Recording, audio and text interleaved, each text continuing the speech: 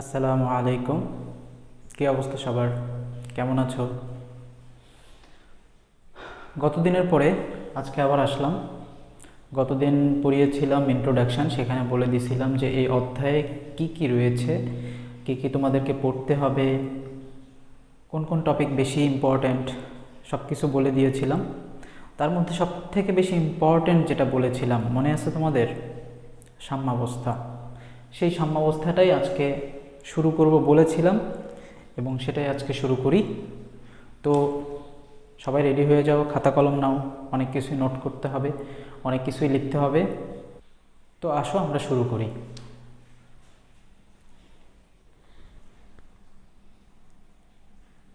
টপিকের নাম কি? এখানে ইংলিশ দিয়ে যেহেতু টপিক লিখেছি এই জন্য আমি ইংলিশ দিয়ে সব লিখে ফেললাম। ইকুইলিব্রিয়াম।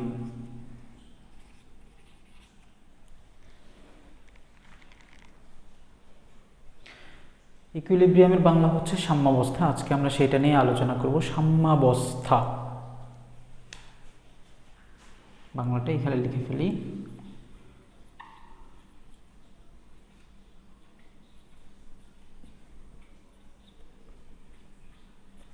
সাম্যাবস্থা। সাম্যাবস্থা কি? শব্দটা যদি তুমি সন্ধি বিচ্ছেদ করো, এটা যেহেতু একটা বাংলা শব্দ, একটা বাংলা শব্দকে জানার প্রপার ওয়ে হচ্ছে সন্ধি বিচ্ছেদ। তো এই শব্দটাকে যদি তুমি সন্ধি বিচ্ছেদ করো তাহলে কি আসে? সাম্য অবস্থান বা সাম্য অবস্থা। সাম্য কথাটা কই থেকে আসে? সাম্য কথাটা আসে হচ্ছে সমান থেকে। তার মানে কি? সমান একটা অবস্থা। কীরকম বিষয়টা? এই যে এটাই সাপোজ, এটা এখানে ধরে রাখলাম, এক পাশ থেকে আমি ফোর্স দিচ্ছি, এটা এদিকে চলে যাচ্ছে, তাই কি না? কিছুক্ষণ পরে আমি আবার বিপরীত দিক থেকে ফোর্স দিচ্ছি, সেটা আবার এইদিকে চলে আসছে। যদি এ পাশ থেকে যে ফোর্সটা দিচ্ছি এটা যদি 10 নিউটন হয়, সাপোজ 10 নিউটন যদি হয়, এপাশ থেকে যে ফোর্সটা পরে দিচ্ছি সেটা যদি 5 নিউটন হয়, তাহলে কি হবে বলো তো? তাহলে কিন্তু ঠিকই 5 নিউটন যে নিট, যে বলটা বাকি থাকলো, সেই 5 নিউটনে বলটা কিন্তু এই দিকেই চলে যাবে, ডাস্টারটা এই দিকেই চলে যাবে এই ফোর্সটার প্রভাবে। কিন্তু যদি আমি বিপরীত দিকে যে ফোর্সটা দিচ্ছিলাম সেটা যদি আমি একটু বাড়িয়ে 10 নিউটন করে দেই এবং এপাশ থেকেও 10 নিউটন যাচ্ছে, তখন 10 নিউটন 10 নিউটন পরস্পরকে প্রশমন করে ফেলে এবং আলটিমেটলি তখন ওটা কি আর নড়াচড়া করবে? করবে না, এবং তখন সেটা একটা সাম্য অবস্থানে থাকবে। এবং এইটাকেই মেইনলি বলা হয় সাম্যাবস্থা। তো আমি যে উদাহরণ দিলাম সেটা একটু বোর্ডে আঁকানোর চেষ্টা করি, দেখি কি হয়। ধরে নিলাম এটা একটা বক্স, এটাকে আমি এই পাশ থেকে ফোর্স দিচ্ছি, কত নিউটন বললাম? Force 10 Newton. এবং যদি আমি শুরুতে 5 নিউটন দেই তাহলে হবে হচ্ছে, ফোর্স দিচ্ছি যদি শুরুতে 5 নিউটন দেই তাহলে 5 নিউটন বলে বক্সটা এইদিকে আসতে শুরু করবে। কিন্তু যদি আমি কিছুক্ষণ পরে এটাকে বাড়িয়ে 10 নিউটন করে দেই তখন আর এইদিকে আসবে না, সেটা ওই জায়গাটাতে স্থির থাকবে। কথা কি বোঝা গেছে? এই যে ঘটনাটা হইল এটাকেই বলা হয় সাম্যাবস্থা। সাম্যাবস্থা আবার দুই ধরনের। এই সাম্যাবস্থাটাকে বলা হয় স্থির সাম্যাবস্থা। কি বলা হয়? স্থির সাম্যাবস্থা।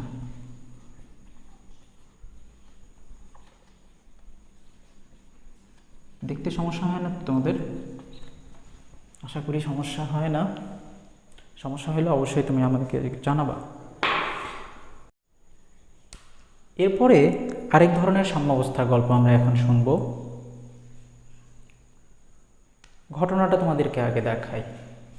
ধরে নাও তোমাকে একটা বালতি দেওয়া হলো বা একটা পানির পাত্র, এটাতে তোমার পানি ভরা আছে, মানে একটা পানি ভরা বালতি তোমাকে দেওয়া হলো। ধরে নিলাম পানির পরিমাণ আছে এটাতে 5 লিটার। তোমাকে একটা ট্যাপ দেওয়া হলো, উপরে একটা ট্যাপ লাগিয়ে দেওয়া হলো, যে ট্যাপ দিয়ে পানি পড়ে, এবং এই ট্যাপ দিয়ে পানি পড়ে যে পরিমাণটা তোমাকে দেওয়া হলো সেটা হচ্ছে 1 মিনিটে ধরে নিলাম 500 মিলিলিটার, মানে কি, বা হাফ লিটার। দেখো 5 লিটার পানিতে 1 মিনিটে যদি এই ট্যাপ দিয়ে হাফ লিটার বা 500 মিলিলিটার পানি আসে, যদি তোমাকে বলা হয় 1 মিনিট পরে এই পাত্রের পানির পরিমাণ কত, কত সহজ অঙ্ক, তাই না? তোমরা খুব সহজেই বলবা যে 5.5 লিটার। কিন্তু ঘটনাটা একটু বড় করি, এখানে একটা তোমার ফুটো করে দেওয়া হলো,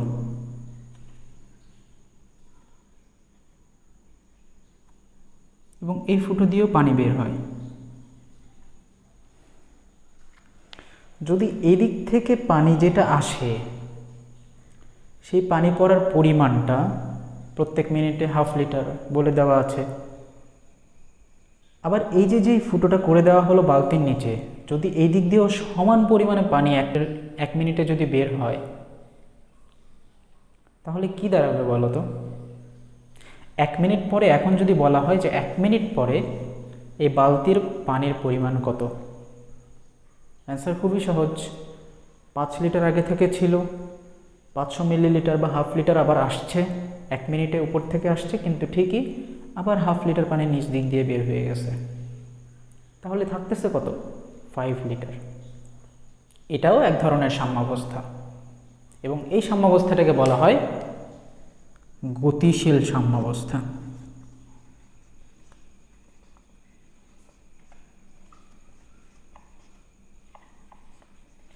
এক্ষেত্রে কি হয় বলো তো? এক্ষেত্রে ঘটনা ঘটে দুইটা। একটা, শুরুতে ফরওয়ার্ড একটা অ্যাকশন হয়, সম্মুখবর্তী একটা অ্যাকশন হয়। সম্মুখবর্তী অ্যাকশনটা কি? এখানে 5 লিটার ছিল, পাত্রে বা বালতিতে পানি ছিল, সেইটাকে বাড়ানোর চেষ্টা করছিল এইটা, এই ট্যাপের যে পানিটা যেটা পড়ছিল সেটাকে বাড়ানোর চেষ্টা করছিল, এটা সম্মুখবর্তী। এটা অ্যাকশনটা ফেলছিল এইদিকে, বাড়ানোর চেষ্টা করছিল এটার পরিমাণটাকে। কিন্তু এইদিকে যখন এই ঘটনাটাও ঘটে একই সঙ্গে, যে পানি যা আসছে সেগুলো বের হয়ে যাচ্ছে, তখন এটা আবার সেই পানির পরিমাণটাকে আবার কমায় দিচ্ছে।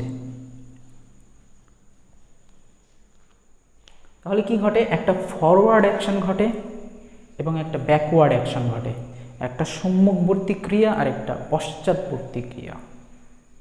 আর কখন 5 লিটারই থাকতেছে বলো তো? যখন সম্মুখবর্তী ক্রিয়া, ফরওয়ার্ড অ্যাকশন এবং ব্যাকওয়ার্ড অ্যাকশনের হারটা একই। হার কেন বললাম? এটা 1 মিনিটে হাফ লিটার পানি ভরায়, আর এটা 1 মিনিটে হাফ লিটার পানি ছেড়ে দেয়। যদি এদের হারটা সমান না হইতো তাহলে কি সাম্যাবস্থায় থাকতো? 1 মিনিট পরে থাকতো না। এই জন্যই বলা হয় যে ফরওয়ার্ড অ্যাকশন এবং ব্যাকওয়ার্ড অ্যাকশন এদের যখন হার সমান হয় তখনই সাম্যাবস্থাটা অর্জিত হয়। আশা করি তোমরা বুঝতে পেরেছ। তো এতক্ষণ আমরা সাম্যাবস্থা নিয়ে আলোচনা করছিলাম। আমি তোমাদেরকে পড়াচ্ছি রসায়ন, তো রসায়ন নিয়ে আলোচনা করতে হবে। রসায়নেও এরকম সাম্যাবস্থার গল্প আছে। তো আসো সেই গল্পটা আজকে শুনি, এবং সেটাই আজকের মেইন পড়াশোনা। এতটুকু বুঝে ফেলছো? যদি প্রয়োজন মনে করো তোমরা এটা লিখে নিতে পারো, মিশে দিব। ওকে, পজ করে তোমরা উঠায় নিতে পারো, এরপরে আবার সামনে আসতে পারো। তো সাম্যাবস্থার গল্প যেটা করলাম, একটা হচ্ছে গতিশীল আর একটা স্থির। গতিশীল সাম্যাবস্থার উদাহরণ আছে অনেকগুলো। গতিশীল সাম্যাবস্থার উৎকৃষ্ট উদাহরণ কেমিস্ট্রিতেই দেখা যায়, সেটাই হচ্ছে রাসায়নিক সাম্যাবস্থা। তাহলে কি বুঝলাম? রাসায়নিক সাম্যাবস্থা গতিশীল সাম্যাবস্থার একটা উদাহরণ। আজকে আমরা পড়ব এই রাসায়নিক সাম্যাবস্থা। রাসায়নিক সাম্যাবস্থা গতিশীল সাম্যাবস্থারই একটা উদাহরণ। কেমিস্ট্রিতে দুইটা সাম্যাবস্থা নিয়ে কথা হয়। আমি গত ভিডিওতেও এটা বলেছিলাম, এই ভিডিওতেও আবার রিপিট করি তোমাদের সুবিধার্থে বোঝানোর জন্য। সাম্যাবস্থা কেমিস্ট্রিতে দুই ধরনের হয়, একটা রাসায়নিক সাম্যাবস্থা আর একটা আয়নিক সাম্যাবস্থা। রাসায়নিক সাম্যাবস্থাতে আলোচনা করা হয় একটা সাম্যাবস্থা যখন কেমিক্যাল রিয়াকশন হয়, রাসায়নিক বিক্রিয়াটা যখন হয়, সেই বিক্রিয়াতে ইউজুয়ালি একটা সাম্যাবস্থাও আসে, উভমুখী বিক্রিয়া। আমি একটু পরে সেটা নিয়ে ডিটেইলস আলোচনা করব। উভমুখী বিক্রিয়ার ক্ষেত্রে একটা সাম্যাবস্থা গেইন হয় এবং সেখানে সাম্য ধ্রুবক বলে কথা আসে। সেই সাম্য ধ্রুবকের মান আমরা নির্ণয় করতে পারি এবং সেটাই মেইনলি পড়ানো হয় হচ্ছে রাসায়নিক সাম্যাবস্থায়। এরপরে আসে হচ্ছে আয়নিক সাম্যাবস্থায়। আমি এর আগের ভিডিওতেও বলেছিলাম রাসায়নিক সাম্যাবস্থা পড়াশোনাটা সহজ, কিন্তু আয়নিক সাম্যাবস্থা পড়াশোনাটা মজার। তো আয়নিক সাম্যাবস্থায় আমরা অনেক কিছুই জানবো। সেখানে জানবো পানির আয়নিক গুণফল, অ্যাসিডের বিয়োজন ধ্রুবক, ক্ষারের বিয়োজন ধ্রুবক, পিএইচ, তারপরে সময়ায়ন প্রভাব, তারপরে সেখান থেকে আমরা বাফার সলিউশনে যাব এবং লাস্টলি আরেকটা জিনিস পড়াবো, সেটা হচ্ছে দ্রাব্যতা, যেটা ওই আয়নিক সাম্যাবস্থার সঙ্গে রিলেটেড। কিন্তু এই পড়াশোনাটা আছে, দ্রাব্যতার পড়াটা আছে তোমাদের সেকেন্ড চ্যাপ্টার গুণগত রসায়নে। সেই জিনিসটা আমি এখানেও পড়িয়ে দেব। তো আমরা আজকে শুরু করি রাসায়নিক সাম্যাবস্থা। কি বললাম? রাসায়নিক সাম্যাবস্থা গতিশীল সাম্যাবস্থারই একটি উদাহরণ। একটু টিস্যু ইউজ করি, ফ্যান ইউজ করলে অনেক নয়েজ হয়, এই জন্য আর কি ইউজ করা যায় না ফ্যান, এই জন্য ঘেমে যাই, দুঃখিত। তো আসো, রাসায়নিক সাম্যাবস্থা পড়ার আগে আরেকটা কথা চলে আসবে, সেটা হচ্ছে বিক্রিয়া কয় ধরনের হয়। বিক্রিয়ার কথায় চলে আসি। বিক্রিয়ার ধরন, হেডিং ওইটাই রাখো, আমরা ভিতরে ভিতরে যাচ্ছি, ঠিক আছে? বিক্রিয়ার ধরন। বিক্রিয়া হয় ইউজুয়ালি দুই ধরনের, একটা একমুখী বিক্রিয়া, আরে ভাই এগুলো তো সবাই জানি, আবার কি পড়ান এগুলোই পড়া ভাইয়া, করার কিচ্ছু নাই। আরেকটা হচ্ছে উভমুখী বিক্রিয়া।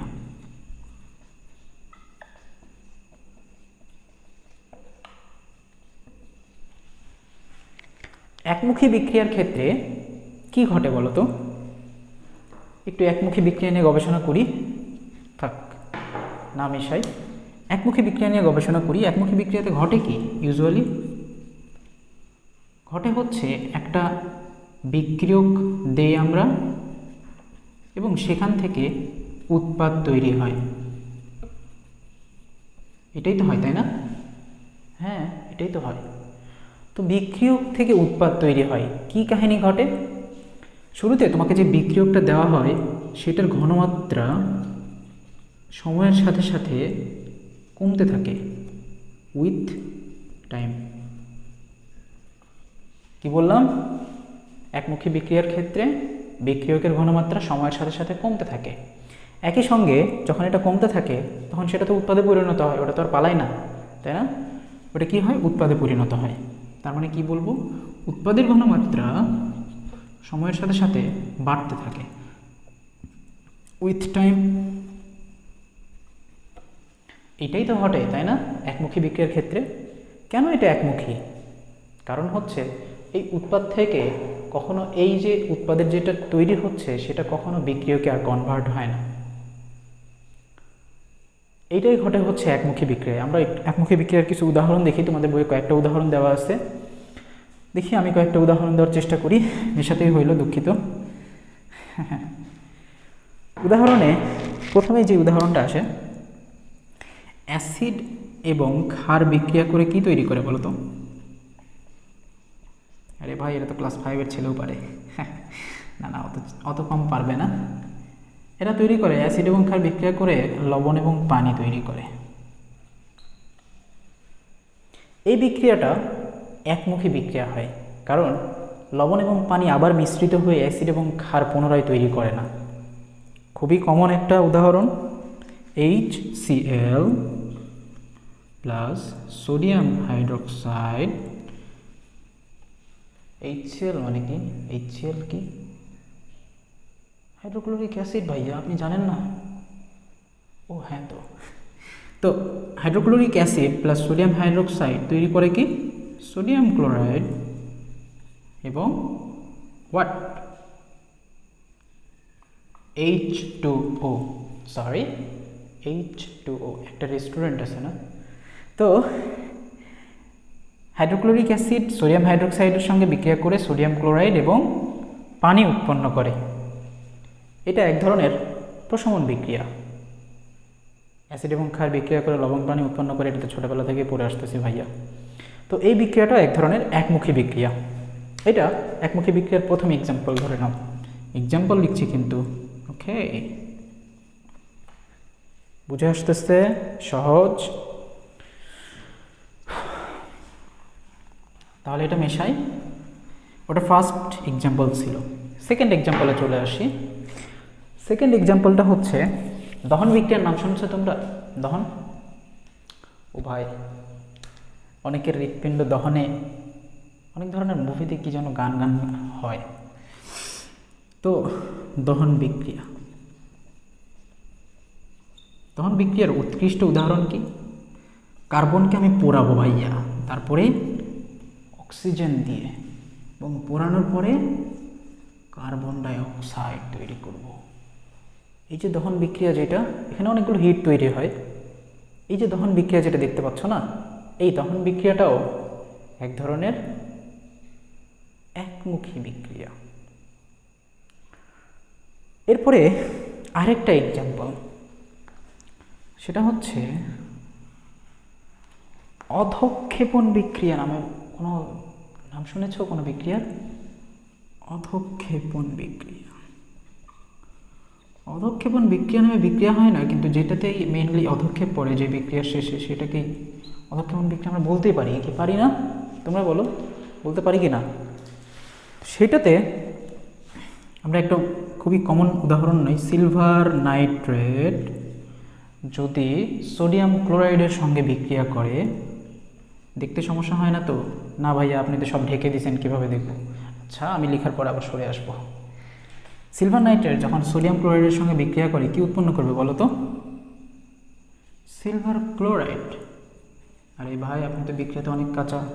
জি ভাইয়া, আমার করার কিচ্ছু নাই। এবং সোডিয়াম নাইট্রেট, তোমরা কি জানো এখানে একটা অধঃক্ষেপ পড়ে? কিসের? সিলভার ক্লোরাইডের অধঃক্ষেপ। এই যে অধঃক্ষেপটা যখন তৈরি হয়, আমি কি অধঃক্ষেপ লিখব? পিপিটি লিখি। পিপিটি মানে কি? Parts per trillion? নো, সেটাও একটা জিনিস আছে, কেমিস্ট্রি টার্ম, গাণিতিক রসায়নে পড়ানো হবে। এই পিপিটি মানে হচ্ছে প্রেসিপিটেশন। প্রেসিপিটেশন মানে হচ্ছে অধঃক্ষেপণ হওয়া।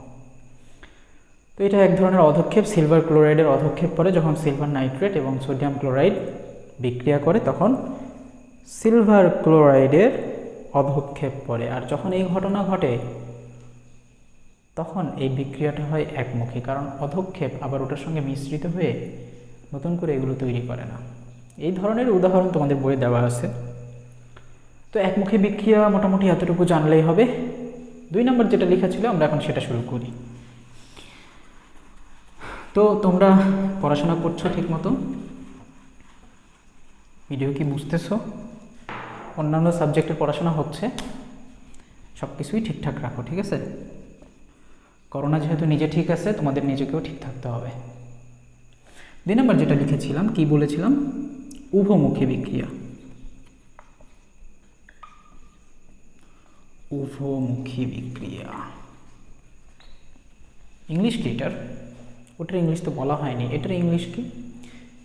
ইরিভার্সিবল রিয়াকশনটা হচ্ছে একমুখী বিক্রিয়ার ইংলিশ, আর রিভার্সিবল বিক্রিয়াটা, রিভার্সিবল রিয়াকশন উভমুখী বিক্রিয়ার ইংলিশ। মনে থাকবে? এটা তো জানতামই ভাইয়া, আপনি কি বললেন এটা? সবই তোমরা জানো ভাইয়া, আমি জানি না। তো আসো আমরা এই উভমুখী বিক্রিয়া নিয়ে গবেষণা করি। উভমুখী বিক্রিয়াতে ঘটে না ঘটে কি? উভমুখী বিক্রিয়াতে বিক্রিয়ক দেওয়া থাকে, কিছুক্ষণ পর সেটা উৎপাদ তৈরি হয় এবং কিছুক্ষণ পরে সেই উৎপাদ থেকে আবার বিক্রিয়ক তৈরি হওয়া শুরু করে।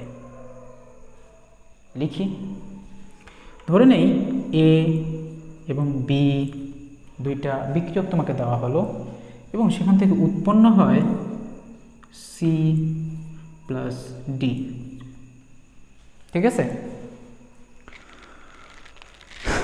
শুরুতে একদম শুরুতে ধরে নেওয়া হলো যে এ তোমাকে 2 মোল দেওয়া হইলো, বি তোমাকে 2 মোল দেওয়া হইলো। প্রারম্ভিক অবস্থায় লিখে ফেলি, প্রারম্ভিক বা প্রাথমিক যেটা লিখে ইনিশিয়ালি, যেটা আসলে এটা ধরে নেয় 2 মোল দেওয়া আছে তোমাকে, এইটাও তোমাকে 2 মোল দেওয়া আছে। তখন কি এই দুটো ছিল একদম শুরুতে, বিক্রিয়ার শুরুতে যখন তোমাকে বিক্রিয়ক দেওয়া হয় তখন তো এই দুটো ছিল না, তখন এগুলোর পরিমাণ কত? 0 0। যখন সময় অতিবাহিত হয়, সময়ের সাথে সাথে সবাই চেঞ্জ হয়ে যায়, তাই না? মানুষ মরে গেলে পচে যায়, বেঁচে থাকলে বদলায়, কারণে অকারণে বদলায়। তো সময়ের সাথে সাথে সবাই বদলায়, সেরকম বিক্রিয়াও বদলায়। সময় যখন যায়, একটা বিক্রিয়া যখন শুরু হয়, তারপরে যখন সময় যেতে থাকে তখন কি হয় বলো তো? সময়ের সাথে সাথে এ প্লাস বি ধীরে ধীরে সি প্লাস ডি উৎপন্ন করা শুরু করে। সময়ের সাথে সাথে এটা একমুখী বিক্রিয়ার মতোই ঘটনা ঘটলো যে উৎপাদ তৈরি হচ্ছে বিক্রিয়ক থেকে, সময়ের সাথে সাথে বিক্রিয়কের ঘনমাত্রা কমছে, উৎপাদের ঘনমাত্রা বাড়ছে। এটা তো নতুন কিছুই না, কিন্তু ঝামেলাটা কোথায়? ঝামেলাটা হচ্ছে সময়ের সাথে সাথে যখন উৎপাদ তৈরি হয়, কিছুক্ষণ পরে উৎপাদটাও বিক্রিয়কের দিকে আসা শুরু করে, উৎপাদটাও তখন বিক্রিয়কে পরিণত হওয়া শুরু করে, তখন সেটা বিক্রিয়ক হিসেবে কাজ করে এবং তখন এটা উৎপাদ হিসেবে কাজ করে। কথা বুঝে আসছে? তাহলে কি হয়? উইথ টাইম একটা উভমুখী বিক্রিয়াকে আমরা দুইটা ভাগে লিখতে পারি। শুরুতে কি ঘটে? এ প্লাস বি থেকে সি প্লাস ডি, সময়ের সাথে সাথে অবশ্যই, এবং কিছুক্ষণ পরে সি প্লাস ডি থেকে আবার এ প্লাস বি,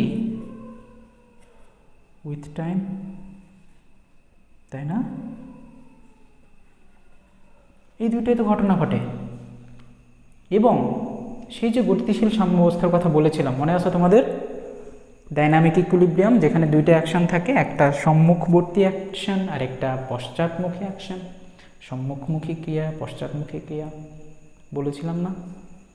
এখানে তো সেটাই ঘটতেছে, তাই না? দেখো তো ভালো করে, এ প্লাস বি শুরুতে সি প্লাস ডি তৈরি করছে, এটা তো একটা সম্মুখবর্তী অ্যাকশনই হইল। এটাকে আমরা, এটা যেহেতু বিক্রিয়ার অংশ, এই জন্য এটাকে আমরা তখন বলি সম্মুখবর্তী বিক্রিয়া।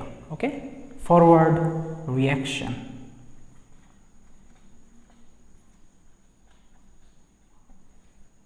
সম্মুখবর্তী বিক্রিয়া দেখা যায়। এবং এটাকে আমরা তাহলে কি বলবো?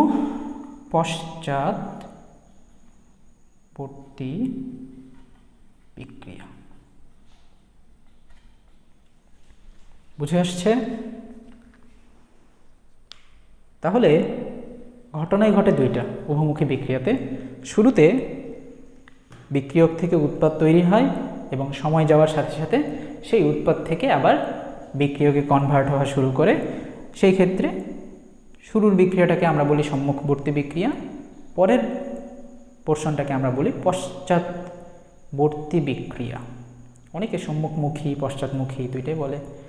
আমি যদি খুব সহজ করে বলতে চাই, ফরওয়ার্ড রিয়াকশন, ব্যাকওয়ার্ড রিয়াকশন। আর কোনো ঝামেলা আছে? আমি কি কাউকে গালি দিয়েছি? তো আসো, উভমুখী বিক্রিয়ার ক্ষেত্রে এতটুকু জানলেই হবে। এখন এতটুকু জানলেই হবে না, উভমুখী বিক্রিয়ার কাহিনী শেষ হয় নাই। উভমুখী বিক্রিয়ার ইন্ট্রোডাকশনে এতটুকু জানলেই হবে। খাতা কলম বন্ধ করো না এত তাড়াতাড়ি, কেবল তো শুরু ভাইয়া, কষ্ট তো এখানেই। আমি ঘামছি কি এমনি? গরম লাগছে যে, ফ্যান তো দেওয়া যাবে না, অনেক শব্দ হবে, তোমরা শুনতে পাবে না, পরে বলবা যে ভাইয়া কি ভিডিও বানাইলেন। তো আসো, উভমুখী বিক্রিয়ার আমরা কিছু এক্সাম্পল দেখি। একমুখী বিক্রিয়ার এক্সাম্পল দেখলাম না, তো এরকম আমরা উভমুখী বিক্রিয়ার কিছু এক্সাম্পল দেখি। এক্সাম্পল, ইন্টারন্যাশনাল একটা এক্সাম্পল আছে যেটা তোমরা শুরু থেকে পড়ে আসছো। সেটা কি জানো? জানো তোমরা? আমি আবার লিখি, নাইট্রোজেন। মনে পড়েছে ভাইয়া? কি তৈরি করে বলো তো?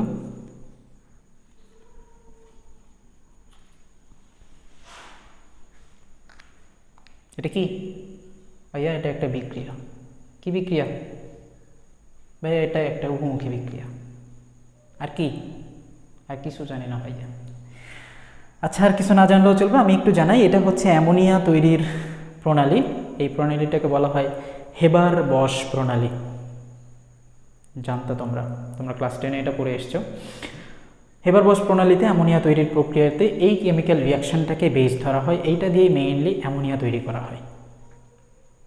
এটা হচ্ছে ইন্টারন্যাশনাল উদাহরণ। তোমাদের বইয়ে অনেক উদাহরণ পাবা, উভমুখী বিক্রিয়ার অনেক পড়াশোনা পাবা, যেখানে এই উদাহরণটাকে কাজে লাগানো হবে।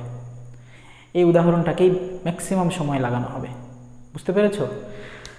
আসো, আরও কিছু উদাহরণ জানা যায় কিনা, তোমাদের কি কি লাগে, এটাও একটা খুবই গুরুত্বপূর্ণ, যেটা তোমাদের চতুর্থ অধ্যায় পড়ানোর ক্ষেত্রে অনেকবার কাজে লাগবে। তো এই যায়, এরপরে আর কি হতে পারে বলো তো? SO2 প্লাস অক্সিজেন বিক্রিয়া করে কি উৎপন্ন করে? SO3। যদি এটার সমতা করতে চাই তাহলে এখানে একটা 2 দিতে হবে, এখানে একটা 2 দিতে হবে। ঠিক আছে না? হ্যাঁ, এটা কি বলো তো? এটাকে বললাম আমি হেবার বশ প্রণালী। এটাতে কি তৈরি হয়? দেখতে পাচ্ছ সালফার ট্রাই অক্সাইড তৈরি হয়। এই প্রণালীটার একটা নাম আছে জানো? ইংলিশে বলা হয় কন্ট্যাক্ট পাথওয়ে, বাংলাতে সেটাকে বলা হয় স্পর্শ প্রণালী। তোমরা সবই জানো। তো মোটামুটি এইরকম উদাহরণ আরও কয়েকটা উদাহরণ লাগে, এগুলো পরবর্তীতে অঙ্ক করতে করতে একসময় ইজি হয়ে যাবে, তখন সেগুলো বারবার পাবা। তো উভমুখী বিক্রিয়ার ক্ষেত্রে এতটুকু কথাই মোটামুটি আলোচনা করতে পারি। এখন আমরা গুরুত্বপূর্ণ জায়গায় যাব। আমি তো সাম্যাবস্থা থেকে অনেক দূর চলে এসেছি, তাই না? সাম্যাবস্থায় তো গেলাম না, কি অবস্থা! বিক্রিয়ার ধরন শেষ করলাম মাত্র, এখন আমরা আসি সাম্যাবস্থায়। এখন আমাকে বলো তো, সেই যে শুরুতে সাম্যাবস্থার কথা বললাম, গতিশীল সাম্যাবস্থা, স্থির সাম্যাবস্থা, বিক্রিয়ার ধরন বললাম 2 ধরনের। এর মধ্যে কোন ধরনের বিক্রিয়ার সঙ্গে সাম্যাবস্থা কথাটা যায় বলো? বুঝতেই পারছো যে সাম্যাবস্থা কথাটা নিশ্চয়ই একমুখী বিক্রিয়ার সঙ্গে যাবে না, তার কারণ ওটা একমুখী, শুধুমাত্র বিক্রিয়ক থেকে উৎপাদ তৈরি হচ্ছে, এখানে কোনো ঝামেলাই নাই। উৎপাদ থেকে বিক্রিয়ক হওয়ার কোনো ঝামেলা নাই। ফরওয়ার্ড অ্যাকশনও হচ্ছে না, ব্যাকওয়ার্ড অ্যাকশনও হচ্ছে না, ফরওয়ার্ড রিয়াকশনও হচ্ছে না, ব্যাকওয়ার্ড রিয়াকশনও হচ্ছে না, কোনো ঝামেলাই তো নাই। তাহলে মিলছে কার সঙ্গে? বাকি থাকে আর একটা, ভাইয়া ওটাই না হইলে তো এটা হবেই।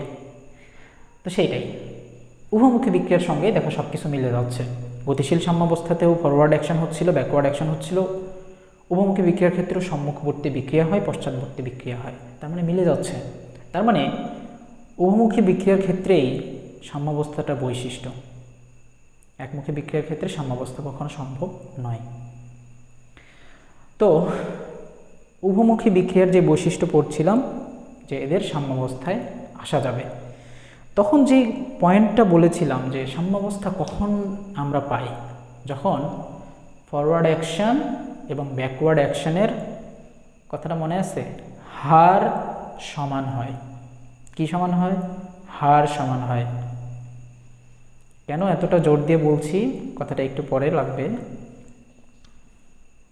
ঠিক তেমনই উভমুখী বিক্রিয়ার ক্ষেত্রেও যে 2টা বিক্রিয়া ঘটে, একটা সম্মুখবর্তী বিক্রিয়া এবং পশ্চাৎবর্তী বিক্রিয়া, এই 2টো বিক্রিয়ার হার যখন সমান হয় তখনই বিক্রিয়ার ক্ষেত্রে আমরা একটা সাম্যাবস্থা পাই।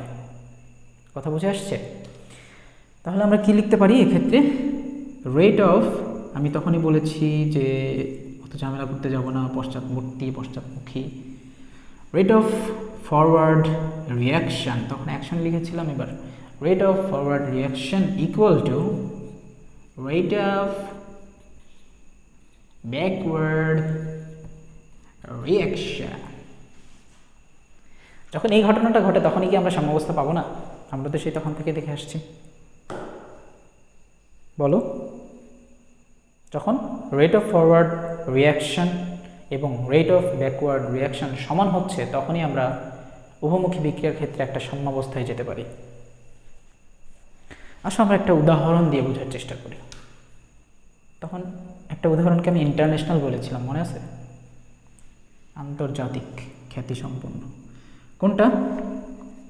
হেবার বস প্রণালী, হেবার বস, হেবার বস।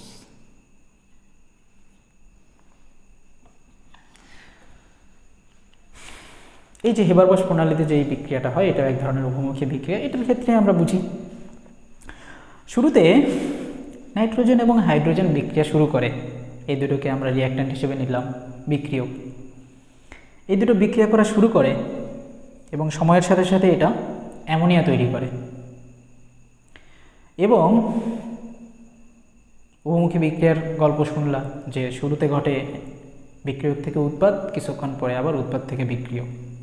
তাহলে এখানে ঘটে কি? শুরুতে ঘটে এইরকম,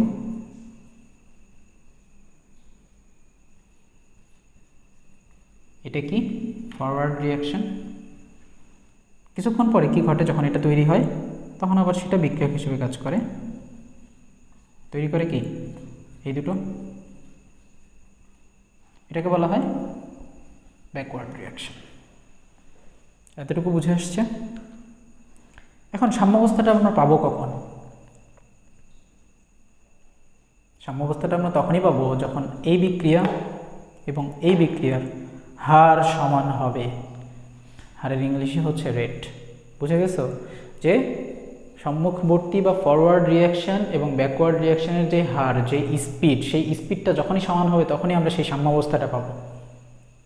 কথা বুঝে আসছে? কেন আমি বারবার এই কথাটা বলছি একটু পরে বলবো, একটু পরে বুঝতে পারবো যে কেন আমি এই কথাটাকে এতটা গুরুত্ব দিচ্ছি। তো আশা করি এই পর্যন্ত বুঝছো যে বিক্রিয়ার হার যখন সমান হয় তখনই আসলে সাম্যাবস্থাটা আমরা পেয়ে যাই। তো আসো আমরা এরপরে নতুন কিছু শুরু করি। নতুন কিছু বলতে এটাকেই আমরা গবেষণা করা শুরু করব রাসায়নিক সাম্যাবস্থার ভিতরে। তোমাদের বইয়ে গ্রাফ দেওয়া আছে, দেখি আমরা গ্রাফে যেতে পারি কিনা। এখন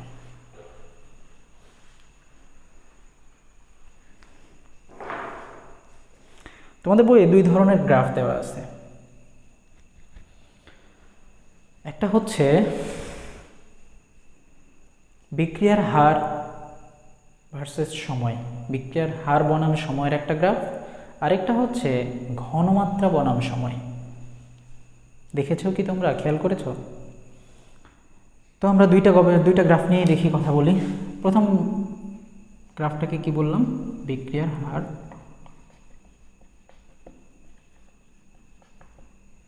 ভার্সেস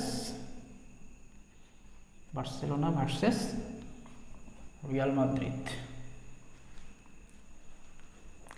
তো বিক্রিয়ার হার ভার্সেস সময়, এই গ্রাফটা আমরা দেখি। গ্রাফ আঁকাই, গ্রাফ পেপার তো নাই ভাইয়া, কি করবো? হোয়াইট বোর্ড তো আছে। এদিকে যদি আমি বিক্রিয়ার হার দেই আর এদিকে যদি টাইম দিই, অত বেশি লিখি না, এদিকে আর দিয়ে রেট বুঝাইলাম, এদিকে টি দিয়ে টাইম বুঝাইলাম। তো দুইটা ঘটনা ঘটে, মনে আছে তো? যে একটা অ্যামোনিয়া শুরুতে উৎপন্ন হচ্ছে নাইট্রোজেন এবং হাইড্রোজেন থেকে, শুরুতে উৎপন্ন হওয়া শুরু হয়। ওই বিক্রিয়ার ক্ষেত্রে বিক্রিয়ার হারটা শুরুতেই বেশি থাকে, তাই না?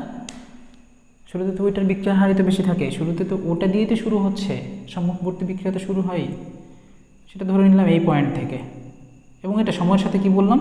সময়ের সাথে সাথে নাইট্রোজেন এবং হাইড্রোজেন ধীরে ধীরে কমতে থাকে এবং অ্যামোনিয়া তৈরি হতে থাকে, বিক্রিয়ার হারটা ধীরে ধীরে স্লো হয়। এটা ক্লিয়ার? পশ্চাৎমূর্তি বিক্রিয়াটা কখন ঘটে? যখন অ্যামোনিয়া উৎপন্ন হওয়া শুরু করলো, কিছুক্ষণ পরে সেই অ্যামোনিয়াটা আবার পিছন দিকে কনভার্ট হওয়া শুরু হয়, তখন সেটা আবার নাইট্রোজেন হাইড্রোজেন। শুরুতে তো এটা যখন বিক্রিয়ার হারটা যখন সর্বোচ্চ ছিল, তখন তো এই বিক্রিয়ার হার একদমই সর্বনিম্ন, জিরো। তখন তো ওর বিক্রিয়া শুরুই হয় নাই, যখন অ্যামোনিয়া ছিলই না তখন তো তার কোনো বিক্রিয়াই হয় নাই, তখন আমরা সেটাকে জিরো ধরি। ওই বিক্রিয়ার হারটা তখন জিরো। সময়ের সাথে সাথে অ্যামোনিয়া তৈরি হয়ে গেছে, সেই অ্যামোনিয়া থেকে আবার ব্যাকওয়ার্ড রিয়াকশনের মাধ্যমে কি তৈরি হয়ে গেছে? নাইট্রোজেন এবং হাইড্রোজেন। এবং এক সময়ে এই বিক্রিয়ার হার দেখো, এই যে এটা ফরওয়ার্ড রিয়াকশনের হার আর এটা ব্যাকওয়ার্ড রিয়াকশন।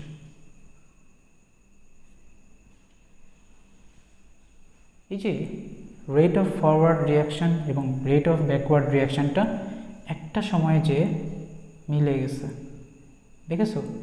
এই যে এই পয়েন্টটাকে বলা হয় সাম্যাবস্থা। এখান থেকে তারপরে বিক্রিয়ার হার দুটো কি থাকে? সমান থাকে। আর সাম্যাবস্থা হয়ে গেছে, দুইটা বিক্রিয়ার হার সমান, তারপরে সাম্যাবস্থা সরল রেখায় চলছে।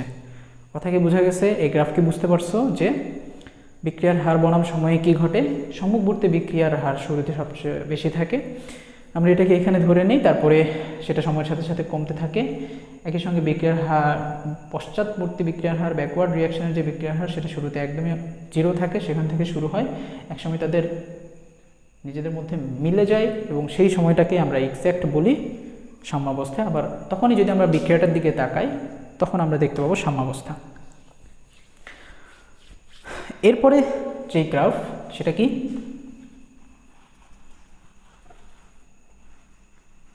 ঘনমাত্রা ভার্সেস সময়, লিভারপুল ভার্সেস বার্সেলোনা। ঘনমাত্রা ভার্সেস সময়ে কি হয়? ঘনমাত্রা ভার্সেস সময়ের গ্রাফটা আগে আঁকিয়ে ফেলি।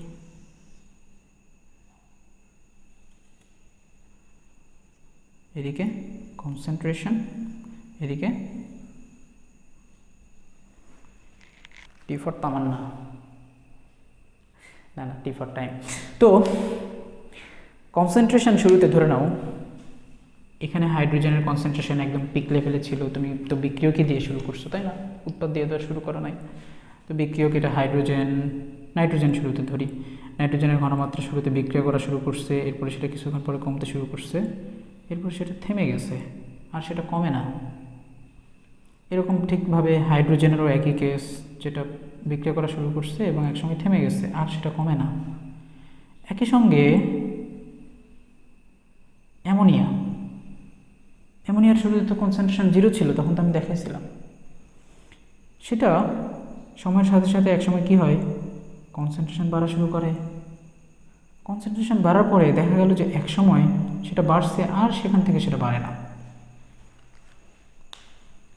কেন হয় এরকম? কারণ তারা সকলেই সাম্যাবস্থায় চলে গেছে। কি ঘটলো? এইটা নাইট্রোজেনের কনসেন্ট্রেশন, এটা হাইড্রোজেনের কনসেন্ট্রেশনের গ্রাফ, এটা অ্যামোনিয়ার কনসেন্ট্রেশনের গ্রাফ। এটার কনসেন্ট্রেশন শুরুতে কমতেছে, কমতে কমতে একসময় পর থেকে সেটা আর কমছে না, বাড়ছেও না। হাইড্রোজেনের ক্ষেত্রেও কমছে না, বাড়ছে না, না অ্যামোনিয়ার ক্ষেত্রেও। টানগুলো একটু আঁকা বাঁকা হয়ে গেছে, মনে করো না যে এগুলো নদী, ঠিক আছে? তো অ্যামোনিয়ার ক্ষেত্রে কি ঘটলো? যে শুরুতে সেটা বাড়ছে, তারপরে সেটা একদমই থেমে গেছে, আর সেটা বাড়ছেও না, কমছেও না। কি ঘটনা ঘটে জানো? এখানে ঘটে যে সাম্যাবস্থায় বিক্রিয়ার হার দুইটা সমান হয়। বিক্রিয়ার হার দুইটা আগের গ্রাফে দেখছো না? দুইটা সমান হয়ে তারপরে সমান হিসেবে চলতেছে। কিন্তু ঘনমাত্রা কি হয় জানো?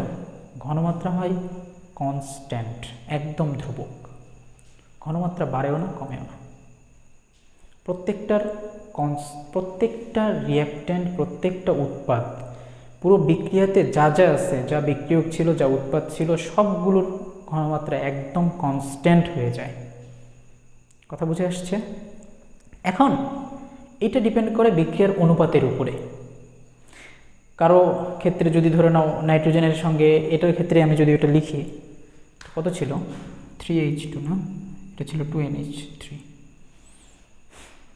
দেখো এটার ক্ষেত্রে অনুপাতটা দেখো 1:2 নাইট্রোজেন এবং অ্যামোনিয়ার যদি অনুপাতটা দেখো,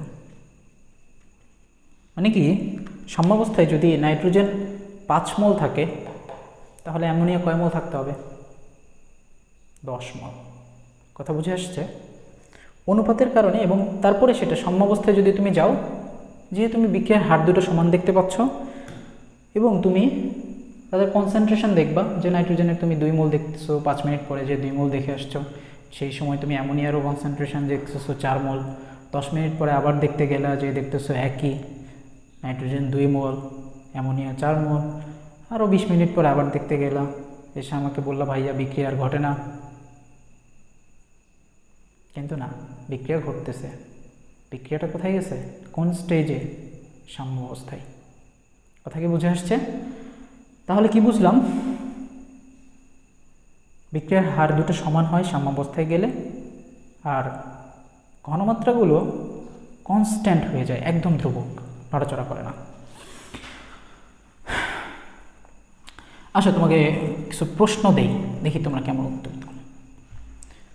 শুরুতে বার্সেলোনা ভার্সেস রিয়াল মাদ্রিদ, বিক্রিয়ার হার বনাম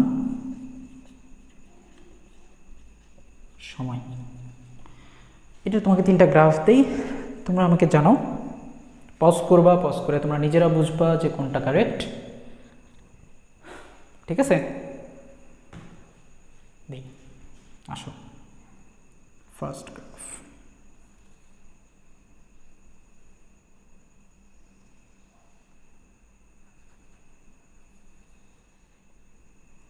এটাকে দিলাম এ। বুঝতে পারতেছো, এদিকে রেট আর এইদিকে টাইম, সবগুলোতে আর লিখবো না, ঠিক আছে, যেহেতু বিক্রিয়ার হার ভার্সাস সময়। Second option,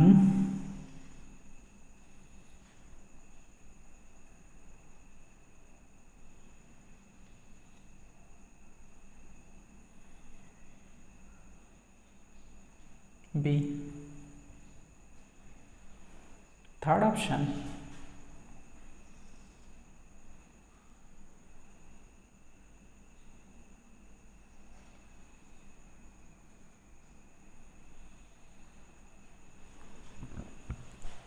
C. পজ করো, করে আমাকে বলো, নিজেরাই বলো, আমাকে তো বলার কোনো ওয়ে নাই এখন। নিজেরাই বলো যে কোনটা ঠিক এই 3টার মধ্যে। পজ করছো, পারছো তোমরা? আরে ভাই, এত সহজ, একটু আগে দেখাইছেন, আমি তো ব্যাক করেই সেটা দেখে ফেলবো। হ্যাঁ, তোমরা সেটা করতে পারো, আমি এই জন্যই আসলে দিয়েছি, তোমরা একটু চালাকি করো, চালাক হও। তো আসো দেখি কি ব্যাখ্যা দাঁড়ায়। এক্ষেত্রে এ দিয়ে শুরু করি সিরিয়ালি। এতে কি ঘটছে দেখো তো, বিক্রিয়ার হার, তো বিক্রিয়ার হার বনাম সময়, এটা সম্মুখবর্তী বিক্রিয়া, এটা পশ্চাৎমুখী বিক্রিয়া, ওটার সবগুলোর ক্ষেত্রে সেম। সম্মুখবর্তী বিক্রিয়ার ক্ষেত্রে কি ঘটছে, সম্মুখবর্তী বিক্রিয়ার হার একসময় কমলো, এক জায়গায় এসে মিলে গেল কার সঙ্গে, পশ্চাৎমুখী বিক্রিয়ার হার যেটা বাড়ছিল, একসময় মিলল, খুবই সুন্দর কথা। কিন্তু সাম্যাবস্থায় তো এরকম কোনো কথা ছিল না ভাইয়া, যে বিক্রিয়ার হার যখন সাম্যাবস্থায় যাবে তখন যেটা কমতেছিল সেটা কমতেই থাকবে, যেটা বাড়তেছিল সেটা বাড়তেই থাকবে, এরকম কি কিছু ছিল না? তার মানে এটা কি এক্স? এক্স না, এটা রং। তো বি নাম্বার অপশানে আসি, এটা তখনই ব্যাখ্যা দিয়ে দিছি, এটা দেখে তোমরা বুঝতে পারছো যে এটাই কারেক্ট, তাই না? কি হয় এখানে, সম্মুখবর্তী বিক্রিয়ার হার কমতে থাকে এক সময়, এসে মিলিত হয় কার সঙ্গে, পশ্চাৎমুখী বিক্রিয়ার হারের সঙ্গে, এবং তারা পরবর্তীতে বিক্রিয়ার হার কোনো বাড়েও না কমেও না, সমান থাকে, এবং সেটাকে আমরা সাম্যাবস্থা বলি। সহজ। থার্ড যে অপশান, এখানে দেখো সম্মুখবর্তী বিক্রিয়ার হার কমতেছে, পশ্চাৎমুখী বিক্রিয়ার হার বাড়তেছে, কিন্তু এদের কি কখনো মিলন ঘটেছে? মিলন না হলে তো ফার্টিলাইজেশন হবে না ভাইয়া। তার মানে কি কোনো সাম্যাবস্থা আসবে? সাম্যাবস্থাই ওখানে আসছে না, তার মানে ওই গ্রাফটাও কি এক্স। এটাই রাইট। আশা করি বুঝে গেছো। এখন আমি দিব কোনটা, এটা থাক, এটাই কাজে লাগবে আমার, এটাও থাক, এটাও কাজে লাগবে,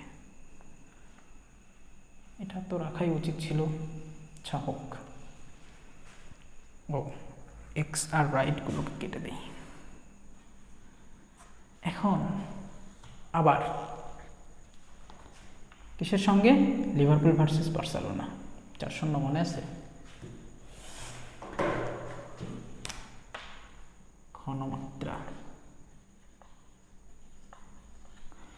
ঘনমাত্রা ভার্সেস সময়। ঘনমাত্রা এইদিকে x Axis, sorry Axis, x Axis time. তো ঘনমাত্রা আর সময়ের মধ্যে যে গ্রাফ, আমি 3টা গ্রাফ দেই, তোমরা পজ করবা, আবার একই সিস্টেমে বলবা যে কোনটা রাইট। শুরু করা যাক।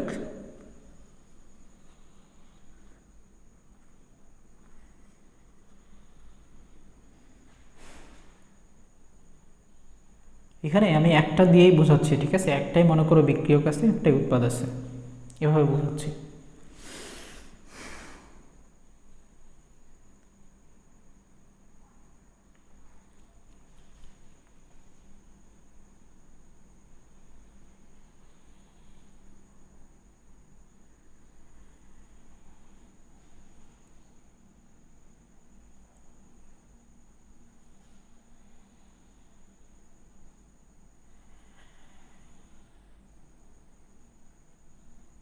আগের 3টাই তো আঁকলাম, মিশালেন কেন?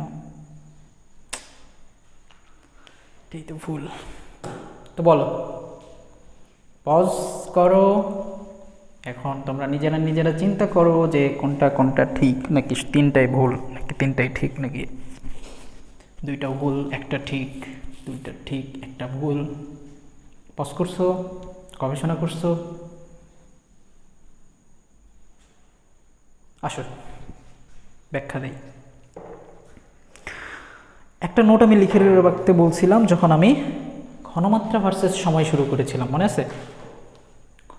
ঘনমাত্রা ভার্সেস সময় গ্রাফটা বোঝানোর সময় আমি বলে দিয়েছিলাম যে ঘনমাত্রা কনস্ট্যান্ট হয় কার কার?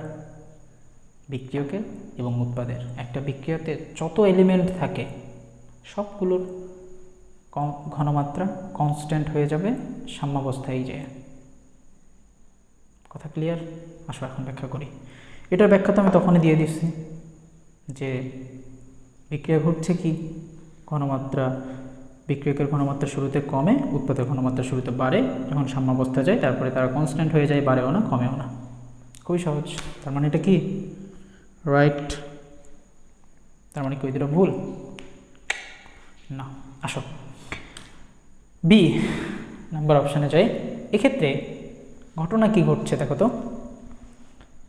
বিক্রিয়কের ঘনমাত্রা কমতেছে, কমতে কমতে এক সময় নির্দিষ্ট সময় গেল, সেই সময়ের পর থেকে আর বাড়ছেও না কমছেও না, কনস্ট্যান্ট। এটার ক্ষেত্রে উৎপাদের ঘনমাত্রা বাড়ছে একটা নির্দিষ্ট সময় পরে, সেটা বাড়ছেও না কমছেও না। নির্দিষ্ট সময় মানে কি? সাম্যাবস্থায় যাওয়ার পরে। সাম্যাবস্থায় যাওয়ার পরে ওটাও বাড়ছে না, এটাও কমছে না। তার মানে কি এটাও ঠিক। কথা ক্লিয়ার? এইটাও রাইট। ঘনমাত্রা ভার্সেস সময়ের ক্ষেত্রে এই গ্রাফ রাইট। ওটাতে যাই।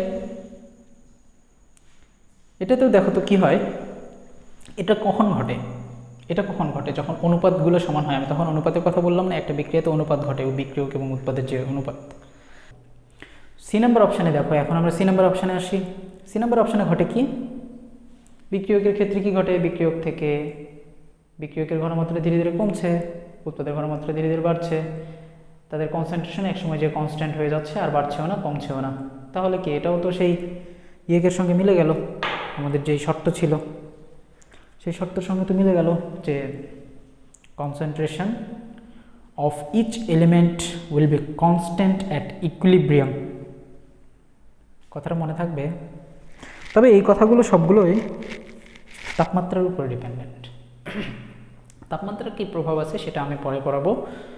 তবে আশা করি এতটুকু বুঝে গেছো যে কি হয় আসলে ঘটনা। কথা বুঝে আসছে? তোমরা হয়তো ভাবছিলা যে কোনো একটা, যেটা শুরুতে পড়েছিলাম সেটাই রাইট, কিন্তু না, ঘনমাত্রা ভার্সেস সময়ের ক্ষেত্রে সবগুলোই রাইট। তো আজকে মোটামুটি এই পর্যন্তই। এরপরে ভিডিওতে আমরা শুরু করব সাম্যাবস্থার বৈশিষ্ট্য থেকে। সাম্যাবস্থার কী রকম বৈশিষ্ট্য থাকে সেটা থেকে শুরু করব। এতক্ষণ যা বললাম সব কিছু বুঝে আসছে? আশা করি সব বুঝে গেছো। যদি কোনো প্রশ্ন থাকে অবশ্যই কমেন্ট সেকশানে প্রশ্ন করবা, এবং আমি চেষ্টা করব আমার ক্ষুদ্র মস্তিষ্ক থেকে যতটুকু জ্ঞান আছে ততটুকু দিয়ে তোমাদের সব প্রশ্নের উত্তর করার জন্য। আশা করি পরবর্তী ভিডিওতে আবার তোমাদের সঙ্গে দেখা হবে। তোমরা আমার সঙ্গেই থাকবা এই আশায়। খোদা হাফিজ।